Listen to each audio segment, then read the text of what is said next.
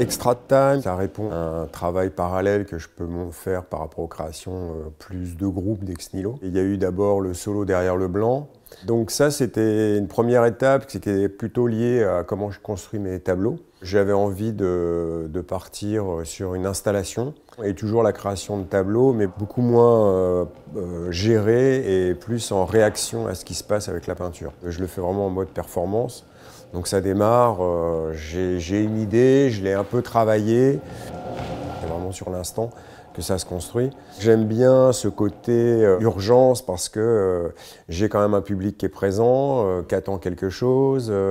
Moi, j'ai besoin d'avoir un retour sur ce que je suis en train de créer qui me plaît. Je suis comme ça dans une tension, dans l'immédiateté et dans le temps assez court. Là, ce que j'ai rajouté dans Extra Time, j'ai rajouté une partie installation qui est une partie avec 20 planches de bois, des serre-joints, une construction finalement qui devient une sculpture. C'est qu'une étape de la performance. C'est ce qui va me permettre de faire la création peinture derrière, parce que j'y installe après des pots qui sont percés. Et j'ajuste 9 à 10 plaques dessous. Et en fait, je manipule les planches. Je leur donne plus d'inclinaison, mon inclinaison, je mélange les peintures avec, et je les superpose, donc les couleurs se superposent les unes sur les autres. Donc voilà, c'est plus un travail vraiment de mélange de couleurs, de coulures, et après j'ai une réponse dansée.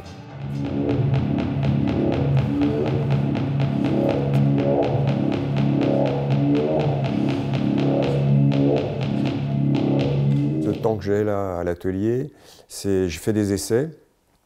Alors j'étais sur une installation de départ qui était un peu plus propre avec les planches et là je travaille plus sur une espèce de chaos qui va se construire. J'ai envie de partir de quelque chose qui est beaucoup plus brouillon et puis qui va se construire avec les planches, puis après les peintures. Mais même ça s'élève plus puisque même les peintures je les monte en hauteur alors qu'avant elles restaient très au sol. J'ai toujours fait des petits dessins, des choses sur les chorégraphies, sur le travail dans Ex Nihilo. Alors c'était toujours des petits formats, sur des petits calepins, des machins. Et j'ai eu envie de faire des grands formats. De là, je suis parti sur des gros formats. Mais c'est le fait de travailler sur ces grands formats qui du coup m'implique dans le corps. Et je me suis dit, mais là, il y a un croisement qui se fait entre mes deux pratiques, mes deux amours, quoi. Et c'est de là où l'envie de dire, tiens, je vais... Sur une performance comme ça, comment je peux croiser les deux. Mon père était peintre, il m'a toujours poussé à faire des choses avec la peinture, le dessin. J'ai toujours eu ça, j'ai eu une boîte de peinture. On a toujours été baigné avec ma sœur là-dedans. Puis lui, il nous a toujours dit voilà, qu'il n'y avait pas, franchement, même si on ne comprenait pas, que c'était important de se laisser émouvoir, faire ressentir plutôt, ressentir le tableau. C'est une sensation. Sur certaines pièces, tu vas être proche, tu vas être touché, et puis c'est pas la même chose avec ton voisin. Mais c'était plus une relation comme ça, plus de sensation avec la peinture. Il m'a donné cette approche-là. C'est vrai que c'est aussi une approche que j'ai pu avoir dans la danse. Moi, je viens pas j'ai pas fait un parcours de danseur, j'ai pas fait de conservatoire ni quoi que ce soit. Mais c'est quelque chose qui est rentré plus par la sensation, les émotions. C'est de l'impro, mais je m'interdis des choses. Donc je suis dans un cadre de mouvement et de qualité de mouvement et d'énergie.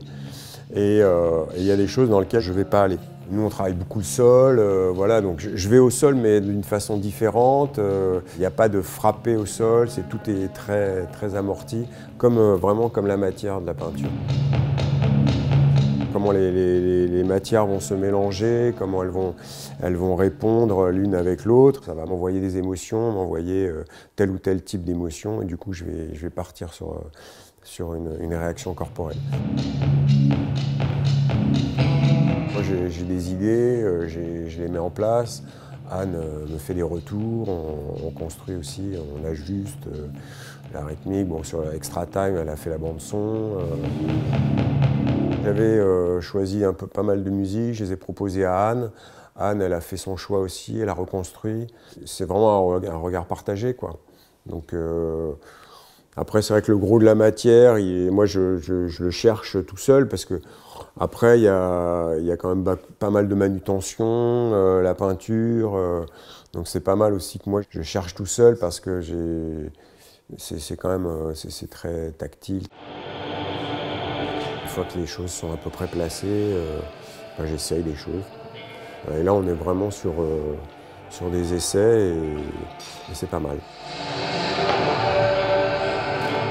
Je maîtrise de mieux en mieux mon corps et il y a des choses que je faisais pas avant et que je fais maintenant.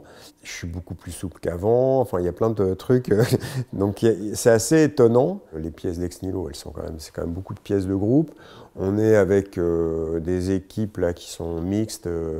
Entre des gens de mon âge et puis des gens beaucoup plus jeunes. Pour l'instant, il y a la tête, évidemment, le corps, qui est différent, mais au niveau du partage et de l'énergie, etc., c'est pas compliqué.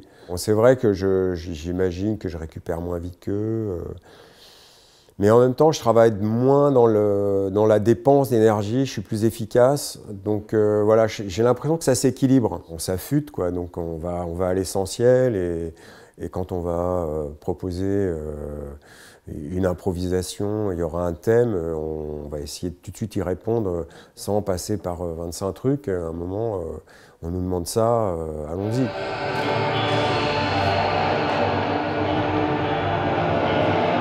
À la différence de Derrière le blanc, qui est plutôt un espace un peu frontal, je dirais, où le spectateur est en U. Là, Extra Time, je le vois plus sur un espace où les gens sont tout autour. Donc c'est important aussi pour moi de construire sur le 360. J'ai pas un espace particulier. Ça marche très très bien aussi dans des intérieurs, des grandes voûtes, ou même là à l'atelier quand ça prend du volume, parce que j'essaie de travailler sur la hauteur aussi. Je l'ai fait dans des lieux d'art contemporain, donc très épurés, blancs, etc. Donc ça, c'était pas mal aussi. Donc je me dis peut-être sur un lieu très minéral, ça pourrait être pas mal, une place très minérale, très moderne, là, peut-être ça peut être chouette, en fait. On est sur quelque chose qui fait dans les 40 minutes. Ça pourrait faire plus long. Voilà. Après, c'est vrai qu'hier, par exemple, j'ai fait un filage. J'ai pris plus de temps à l'installation, donc à être plus sûr de mes accroches et du coup de complexifier la sculpture. Donc voilà, est-ce que c'est là où Anne est importante, dans le sens où voilà, c'est long, ça devient chiant ou... Non mais voilà, c'est là où la personne elle devient aussi dans la construction de la pièce, dans le rythme. Là, on est sur quelque chose où on essaie d'affiner, de construire des endroits, mais il faut toujours garder ce côté performatif.